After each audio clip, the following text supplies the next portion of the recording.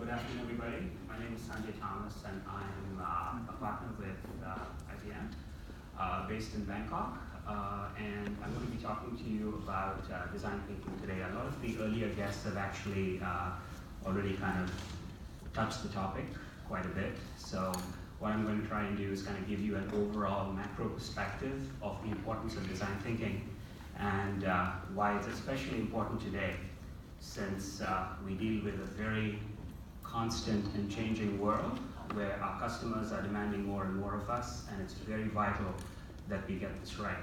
So before I get started, how many of you have actually heard of design thinking prior to this? Okay, all right, so not too many here. Okay, great. And how many of you are going to be in the workshop tomorrow that we're conducting? Okay, all right, good. So hopefully by the end of tomorrow, you'll be all experts in design thinking and be able to take it back to your companies. I focus a lot of my practice on digital and interactive experience. I've been working in the industry for about 20 years, a lot of it with working with digital transformation. So before I get into design thinking, I do want to talk to you a little bit about why design thinking is really important today. We live in a world where you guys are probably getting tired of the amount of change that you're dealing with. Your customers on a daily basis demand change. The change is being driven by a huge variety of external factors, technology, deregulation, globalization, changing business models, etc. And it's constantly putting you on the back foot. If you're a large company, you're probably betting millions of dollars on your transformation. So it's really essential that you get it right. And when we walk through design thinking today, it's one aspect, along with changing mindsets, creating cultures which are okay to fail, etc., that will contribute towards the success of any digital transformation. All right, here's a very sobering statistic that in the last 18 years, about half of the Fortune 500 companies no longer exist. So they're either no longer in business or completely off the list. Change is very real. I'm sure if you polled them 20 years ago, they probably would not have thought they wouldn't be in existence today. But this is what's happening. So this is a faster rate of extinction than just about anything, faster than melting polar ice caps or disappearing rainforests. This is pretty serious stuff. In terms of industries, retail has been particularly hard hit, especially in the US. We've got staggering numbers here. Just 7,000 brick and mortar stores were closed just in 2017. And I'm sure that trend is going to continue globally. Banking, the industry that I'm working in right now, I lead digital transformation for IBM at Siam Commercial Bank. I lead 200 IBMers, and we've been there for 2.5 years. And we've built out over 6 apps that have changed the way banking happens. But the end result is that there will be a smaller brick and mortar footprint at some point. And if you look at the US as a country that has been leading in terms of transformation, 9,000 branches closed in the last decade. All right. So there's never been a tougher time for you all to be in business. I'm pretty sure that you see that every day. You hear that from your customers. And I'm probably not telling you something that you don't already know. Yeah? So the other aspect that I want to talk about is what is really fueling this change. We are just at the inflection point of the hockey stick curve as it's going up. Data is becoming so incredibly universally available in large quantities. It's been unheard of in the history of business. And that can be a huge opportunity for the right type of company if you're able to seize it.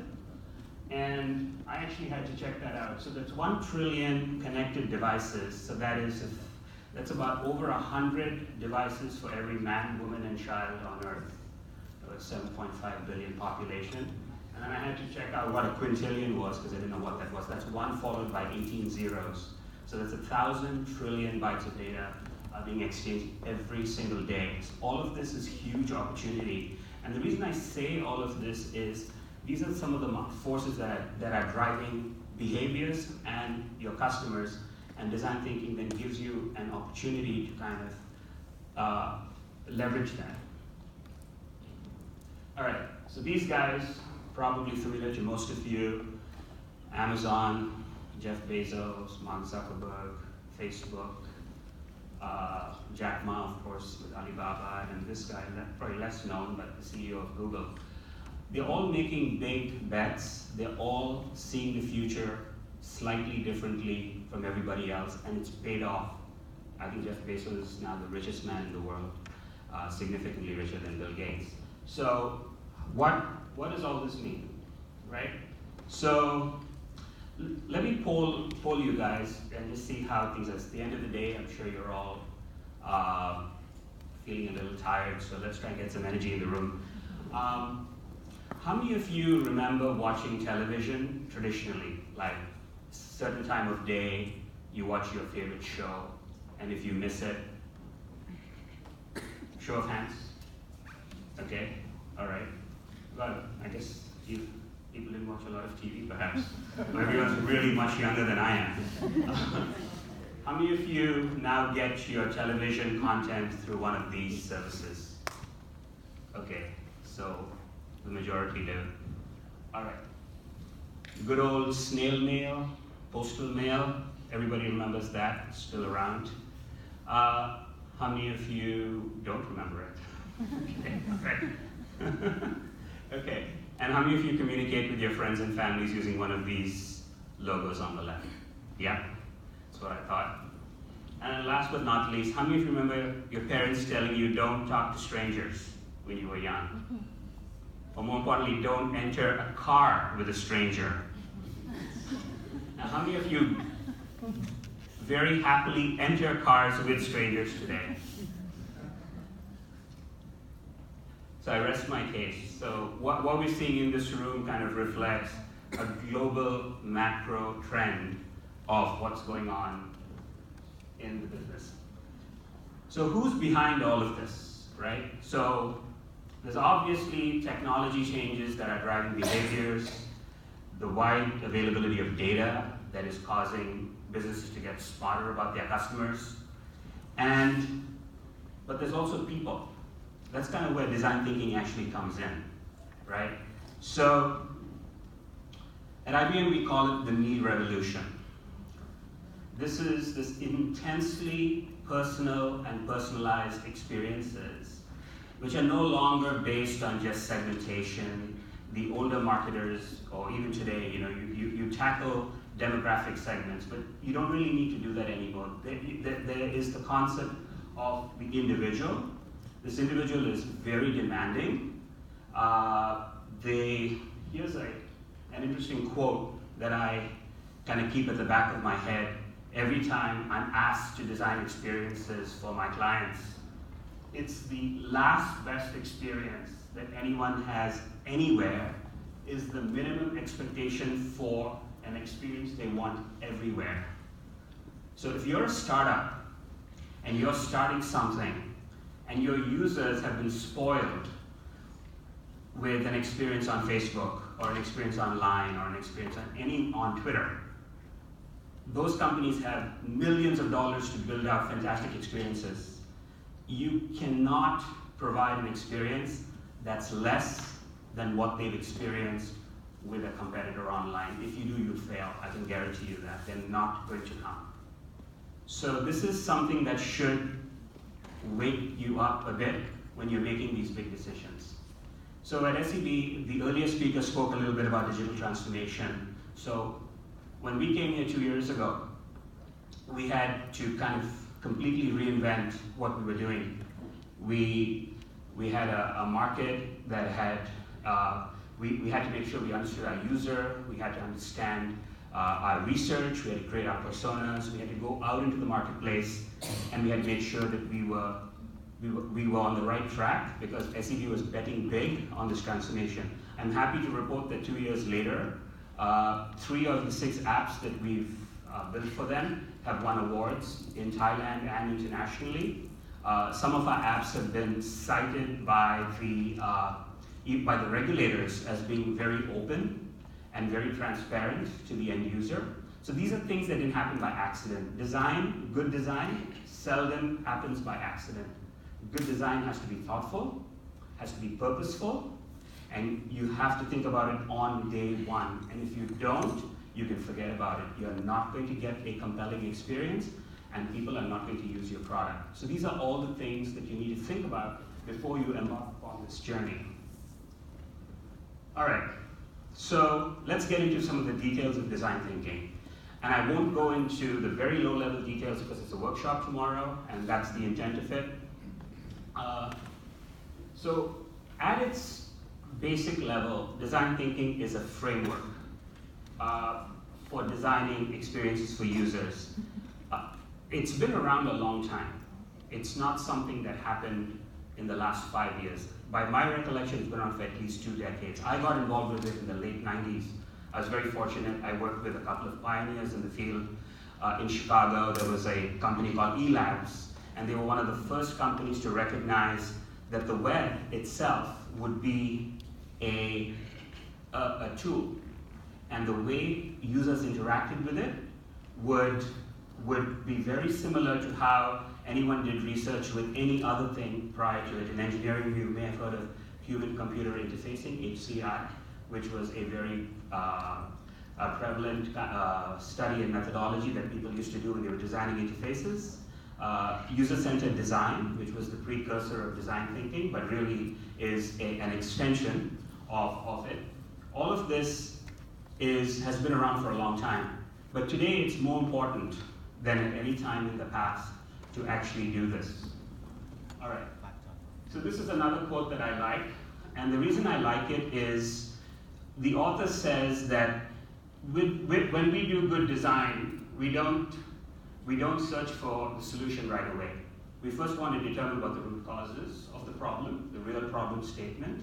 It's oftentimes hidden in a lot of noise, so it requires some investigation to find out. And then when you find out the root cause, you don't jump into a solution right away. You sit, you think, you reflect upon it, you look at a range of options, and then you decide upon the right course of action. It's very important that we do that, and we actually have a framework for doing this kind of reflective thinking before you jump into the fire. It's very important that you do that. All right. So the principles, at the highest level, there is always a focus on user outcomes. We believe that if you keep your user at the center of your design and of your decision making, you can't go wrong, right? So, and in order to do this, we have a methodology. We look at our personas that we create. We go out, we do primary research in the field. We use expert interviews.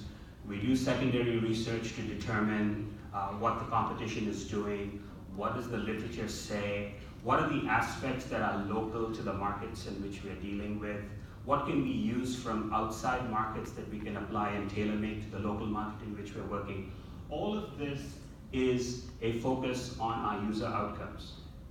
The second one is difficult, I can tell you that. I'm living it for the last 2 years. Diverse, empowered teams. Truly empowered teams, not just talking about empowering your team and then your boss makes all the decisions, right? The whole basis of this is you tell people what you want to achieve and set goals, and you don't tell them how to achieve it. We found that when we do this, and when we truly empower people, they use their ingenuity, their own resources to come up with truly outstanding solutions that are different, that will make an impact in the marketplace. And it takes away this hierarchical thing that you got to do it because I'm your boss mindset. That's very difficult to change. One of the earlier speakers spoke about culture. That is not easy to do, especially when you have hierarchies. So when I first came to SCB, the big statement that Colin did, the CTO, told me was, I want delivery certainty, right? I need to know on day 1 what's going to happen on day 90.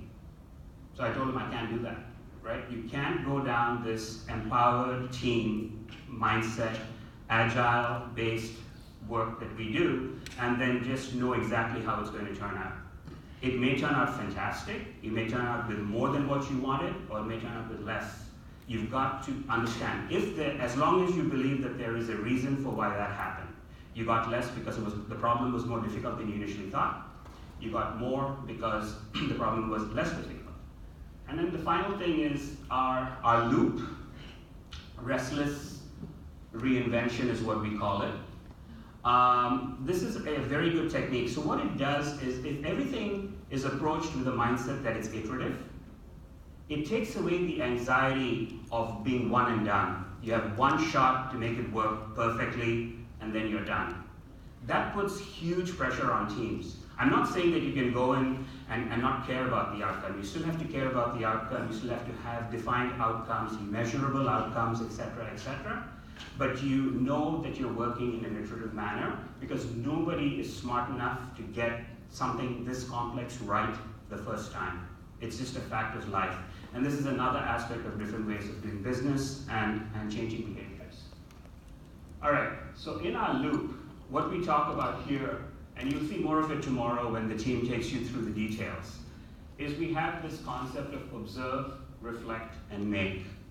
It's a constant process, right? It's iterative, it gets better, it's continuous improvement. So when you just observe and reflect and don't go into the make, we call it analysis paralysis. You're frozen in time. You're doing a lot of observation and reflection, but you're not doing anything. Gets your customers upset, gets your boss upset. The opposite, reflecting and making without observation, we say you're flying blind. You don't know what it is you're delivering for whom. You have no idea if it's going to be absorbed or not. And then the other permutation is when you just observe and make without reflection, you end up in a kind of taking order mindset. Okay? So none of these are optimal. You need all three, and you need to do them continually, and you need to listen to what your users are saying, and you need to make time to incorporate the changes. One of my big lessons learned, having driven transformation now for 2 years with my bank, is we must pause to bring in the feedback that we hear in the marketplace and set aside MVPs where we can actually deliver on those iterative changes rather than new functionality. It's a tough sell because everybody says we want new stuff. Nobody wants to just tweak and improve, but we must do that. All right. So I'll leave you with this observe, reflect, and make piece. I want to talk a little bit about entity mapping. So I'm going to touch just some aspects of design thinking. The earlier speaker talked about journeys and creating journeys. It's very important. We'll do some of that tomorrow, I believe. But either way, this empathy mapping is really cool because really what it does is it puts yourself in the shoes of your customer. Oftentimes, there is this kind of, let's call it, you're overly confident that you kind of know what your customer actually wants. I can tell you, with 2 decades of doing this stuff, I'm always surprised. There'll always be some insight that we didn't think about. There's always some pain point that we didn't ever think was actually a pain point. So some of this stuff comes out when we go out into the field, we create our empathy maps, we create our personas, we really want to get to the heart of what our customer is saying, what our customer is doing, what our customer is thinking, what our customer is feeling, right? And from that, we gain patterns, we gain insights, and those insights allow us to form informed decisions. It's vital. We must know our customer. If we don't know them, they won't buy what we're selling. All right, so a lot of stuff happens in a design thinking workshop, right? So we talked about empathy mapping. I want to talk a little bit about the hills. That's another key kind of action statement where we talk about what we call who, what, and wow. So this is who is doing something, what are they doing, and then what's that wow factor? What actually is something? So the thing I really like, the example that I like, is actually got nothing to do with designing an application. It's when the U.S. was talking about sending a man to the moon. In 1961, President Kennedy said the U.S. will send a man to the moon and return him back to Earth safely by the end of the decade. That is a classic Hill statement. It says who was going to do it, what they were going to do, and the wow statement was returning him back to Earth safely, right? So when we start looking at some of the problems from that perspective and at that level, we have these great call to action statements that teams can rally around. It's very powerful. So we also build prototypes. So depending upon the level of sophistication and the time we have, can be paper prototypes, can be storyboards, can actually be clickable prototypes. These days it's actually fairly quick. Any one of my designers can very quickly put together clickable prototypes so we can actually have real life feedback from potential users when we go out into the field, etc., etc. Yeah? So these are some of the things. Ideation is also something that's really, the way we approach it is we don't talk just about constraints, right? Some of the bad behaviors of ideation would be when you're having a session, someone goes, oh, well, I know somebody at some other company that tried this and it failed. Or we did this last year and so-and-so didn't like it and he killed it. Those things aren't helpful, right?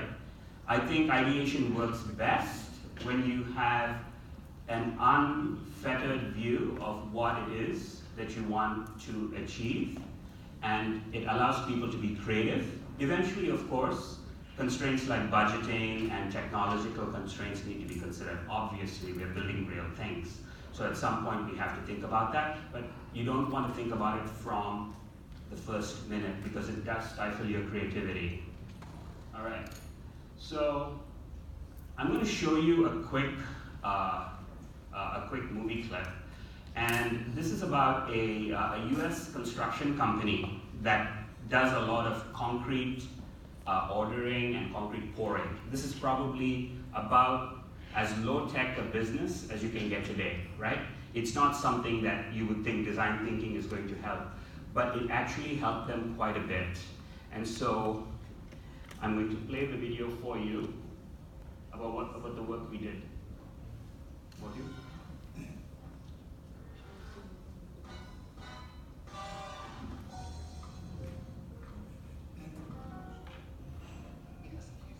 Concrete app. After logging in, Jerry can immediately see a real-time schedule for deliveries based on availability and date. And look, the time slot he wants seems to be open, so he selects it. Lucky you, Jerry. The application pre-populates the required fields for delivery, and that's good, because Jerry hates filling in all that information on his phone. He reviews, edits where necessary, and places the order. And it looks good. Jerry receives confirmation that the time slot and order details have been approved. Now he can begin scheduling and finish his contract. His brother Tom, he's still on hold. Sorry, Tom. It's the day of the pour, and Tom's all set. Finishers are on site, inspectors prepared, and that's when he gets the call. The pump truck canceled for some unexplained reason. With only an hour before the scheduled pour, Tom jumps on the phone and prays the truck hasn't been loaded yet. Jerry gets the same call, but Jerry isn't too worried. He opens up his HSC app and sees that he can still cancel his order since the truck hasn't loaded up yet. One click and the order's canceled. No sweat. He gets a cancel confirmation for his mind at ease. But Tom was the poor guy. By the time he got off hold, the truck had already left the plant. He'll have to send it back to the cost. Tom wasn't too happy about that. Tom and Jerry both born and noticed they needed a kicker to finish the job. Tom picks up the phone while Jerry opens his app, and because his order's in progress, he has the option to quickly add a kicker. He enters the desired quantity and clicks confirm. With the kicker confirmed, he's provided with an ETA and can stay up to date with the truck's status. Jerry knows when the truck will arrive, so his team can finish up some other activities in the meantime. 10 minutes before the truck arrives, he receives a notification. Now back to Tom. He was finally able to place the order for the kicker, and now his team is sitting around waiting for the truck to arrive. Hope he doesn't get a cold joint. Both have now completed the job. It's not worth it for Tom to get on the phone yet, just to get feedback. But the next time Jerry opens his HSC app, he's prompted to rate the job. He gives it 5 stars, since he never once said hop on a call. Don't be like Tom. Be like Jerry. Okay, so here's an actual customer that we worked with. So a traditional industry, I can guarantee you that ordering and pouring concrete spark, probably the process hasn't changed in probably 50 years. We took our design thinking approaches to this client. We were able to get them to think out of the box, get them to understand their customers' pain points, because last minute in any construction site, you know there's just so many things that have to come together to actually for things to work. People make cancellations. There's a lot of phone calls. There's a lot of web-based communication. So once we understood the full extent of the problem, we were able to actually design something that their customers wanted. So be like Jerry, don't be like Tom.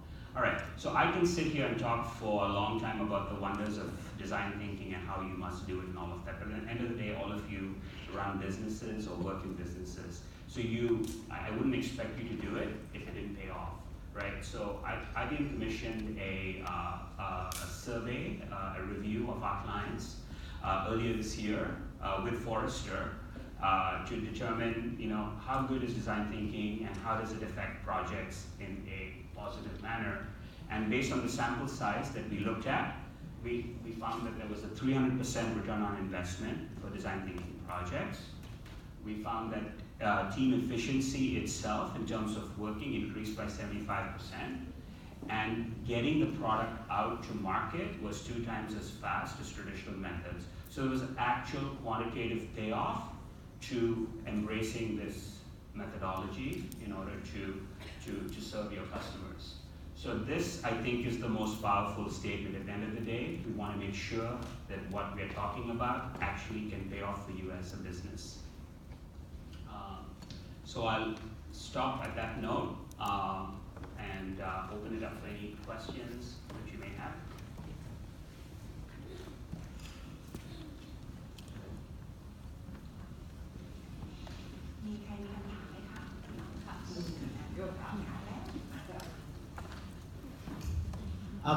Actually, it goes back to the previous presentation as well, because now it's with SCB. And yeah, we employ a lot of the practices here, but the question I have is in regard to, say, the SCB Express. How do you do capital planning within the bank for projects like this when the outcome is so completely fuzzy? Like, how do you guys go about, and maybe from the IBM point of view, how do you guys work with top management to get them over the line on making a plan? Because normally if I'm going to do capital planning behind changing my outlets, that's a big commitment. Yeah, so when SCB decided to pursue the digital transformation 2.5-3 years ago, they had a series of very specific pain points that they wanted to address.